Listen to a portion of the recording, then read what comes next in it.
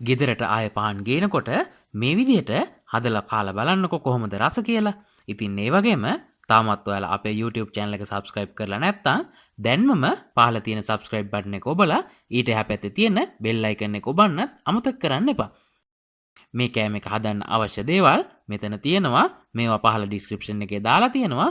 ඔයාලට එතනින් බලා ගන්නත් පුළුවන්. මේ සඳහා අද අපි අරගෙන තියෙනවා සෑන්ඩ්විච් පාන් පෙති 3යි, කොටුවට කපාගත්ත තක්කාලි, කොටුවට කපාගත්ත ලූණු, කැරට්, සිහින්ව කපාගත්ත ඉඟුරු සුදු ලූණු, සිහින්ව කපාගත්ත අමු මිරිස් ස්වල්පයක්, තක්කාලි සෝස් මේ සෑඳි එකක්.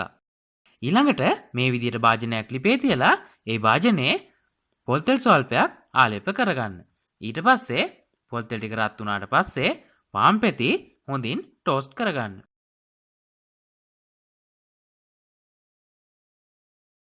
දැන් මේ ටෝස්ට් කරගත්ත පාන් පෙති මේ විදිහේ කෑලි වලට කපා ගන්න.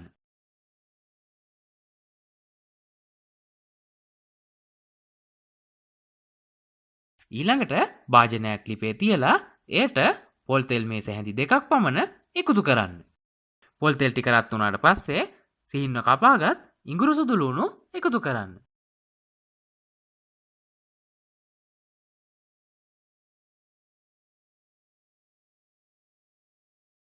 ඊළඟට සිහින්ව කපාගත් අමු මිරිස් එකතු කරන්න.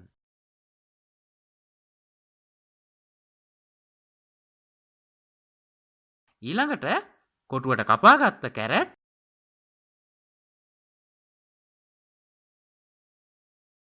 කොටුවට කපාගත්ත ලූණු,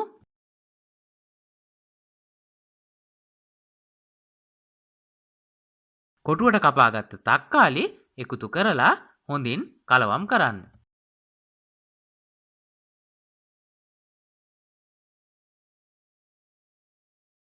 දැන් රස අණුව ලුණු එකතු කරන්න.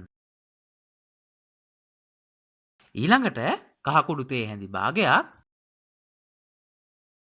3-5 කුඩු තේ හැඳි භාගයක්, මිරිස් කුඩු තේ හැඳි භාගයක්,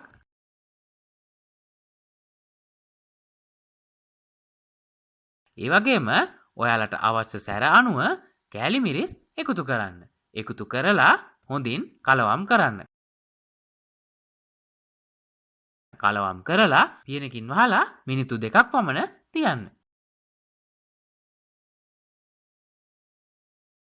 මිනිත්තු 2කට පමණ පස්සේ මෙයට තක්කාලි සෝස් මේස හැඳි එකක් එකතු කරන්න. එකතු කරලා නැවතත් හොඳින් කලවම් කරලා කොටුවට කපාගත්ත පාන් පෙති මෙයට එකතු කරන්න. එකතු කරලා හොඳින් කලවම් කරමින් තවත් මිනිත්තුවක් පමණ ලිපේ තියන්න.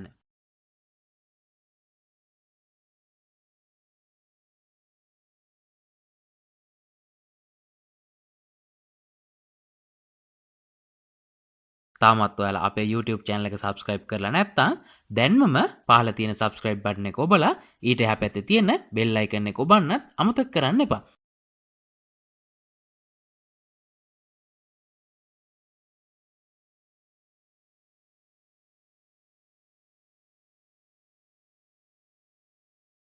ඔන්න දැන් ඔයාලට මේකේ රස බලන්න පුළුවන්.